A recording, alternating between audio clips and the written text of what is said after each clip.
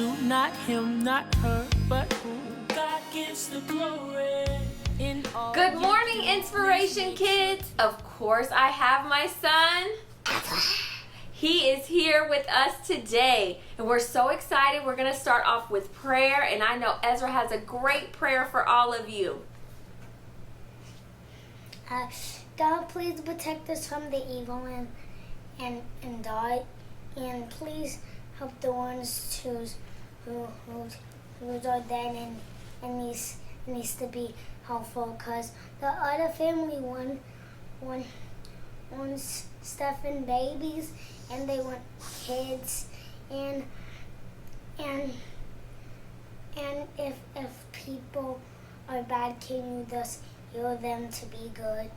And God, please protect us from the bad guys, and if the bad guys try to get us, can you turn them to good really quickly, and if they just don't even battle us a little tiny bit. Amen. Jesus, amen. Great job, Ezra. I love that prayer. Okay, so we're going to start off with a story called The Sneaky Snake, and it is from Genesis 3. Many trees grew in the Garden of Eden. God told Adam and Eve, "You may eat the fruit from any tree except for one. Never eat the fruit from the tree of knowledge of good and evil." So could they eat? Where couldn't they eat? This one. Ooh, and it was called the tree of what? Do you remember? Knowledge. Knowledge of good and evil. Very good.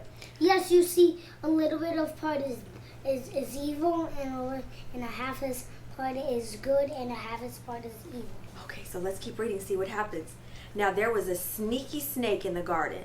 One day the snake saw Eve near the special tree. It hissed, "Did God really tell you not to eat the fruit from the tree?" The snake wanted Eve to disobey God. It said, "You should try some of this tasty fruit. No. If you eat it, you will be like God. You will be able to tell the difference between good and evil." What was the snake trying to do to Eve? He was trying to do the good and evil so we can tell all of it.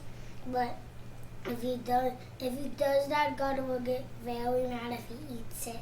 Oh, let's see. But if you don't know one on the second page, it's okay, because all of them are the same, and I don't know which one it is, so we don't know which one it is. Okay, so let's keep reading to find out. The fruit looked tasty. Eve remembered what God had said, but she ate the fruit anyway.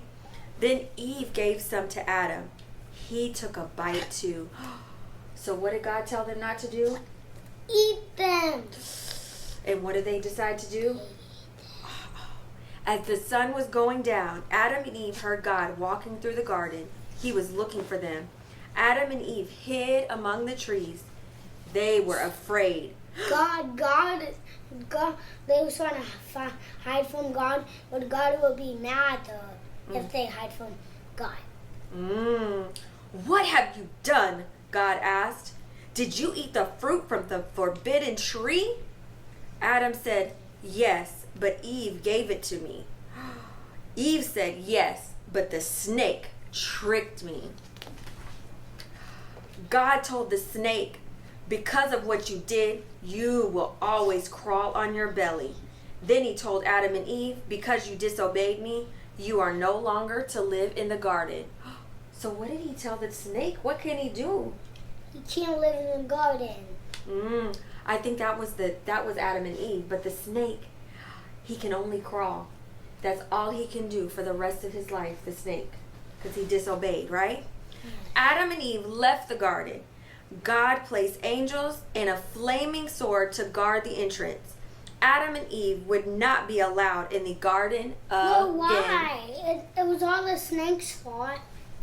Ooh, that's a good question, Ezra. I love that you brought that question up.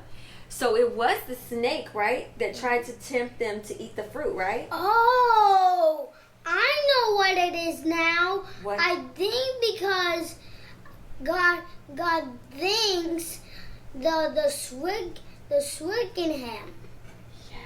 And did they fall for the trick? Did Adam and Eve fall for the trick? Yes. Yes, they did. So that leaves us to what we need to tell the kids, okay? Yeah, God think the snake tricked them. Mm-hmm. So when there's going to be people sometimes, boys and girls, that you run into that will try to trick you, right? Yes, and if you just run into adults and the strangers, and if you don't ask your parents, you think they're going to say, come here, and they'll trick you. So never go to adults and grown-ups. Ask your parents first. And then if they say yes, you can go there. And then if they say no, you can't. Very good. I couldn't have said it any better than you did. And you know what, Ezra? I think they're going to listen to you because you're a kid and you have that good kid language. So I bet they're going to listen to you even better than Mommy. So I'm so glad you passed that on to the kids. So Are you about to say that? I was. You took it out of my mouth. So you did a great job. Don't say you took it out of my mouth. That's a bad word. Okay, I won't say that. So we'll try again. Cause that means, you say it first, and someone's about to say it, and you just interrupt it, and you just say the same word, but even though they're gonna say it, but they want to say it. Very true. Okay. The person doesn't want. If the person wants to say it, and the person already knows, the person wants to say it. And if person doesn't know, they don't have a chance. Okay, I got it. So we need to share our chance. Okay. Yeah. So before we leave, though, the kids, what do we always have to say? Love, live, and leave. Bye. Cause it don't belong to nobody down here. In the midst of praises, he's always near. Past the ceiling, up through the heavens, to God.